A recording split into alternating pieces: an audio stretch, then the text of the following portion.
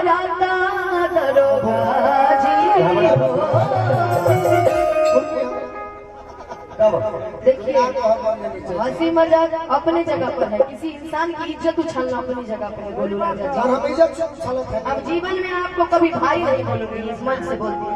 तुम कुछ हो जान वही छोड़िए ना, हम कहते हैं कि आपके पर कोई नहीं, मैं आपको कुछ नहीं मानता। अरे ये कुश्ती के मैदान है, ये कुश्ती के मैदान है कि संगीत के मैदान है? और दिल बड़ा छोटा है। ये पूरा मीडिया चाहता है कि आज तक मैंने इनके बारे में कभी आज तक बुरा नहीं बोला, लेकिन इन्होंने जब भी बोला है हर किसी के बारे में बुरा ही बोला। तू पूरा मान के कहूँ पूरे मान के कुछ करिए। अरे आप कुछ भी मत मानिए, कहा जाता है ना, इसे कहते हैं कि ज्यादा इंसान को नहीं करना चाहिए, कम रहिए। अच्छा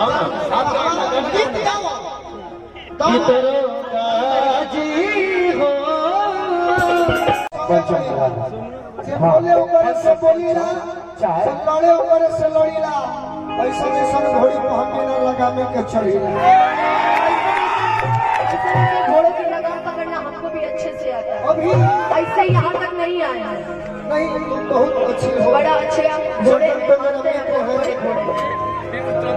प्रोग्राम कराने वालों को हम निगलेक्ट कर दिए। बाबू आप लोग 8 बजे तक रुकिएगा, सुबह में रुकिएगा, ठाह लगा देंगे, ठाह लगा दे 8 बजे। बात सुना लो, लेकिन एक भी पब्लिक जानी नहीं चाहिए। नहीं जाए ठीक है, आप 8 बजे तक आइए।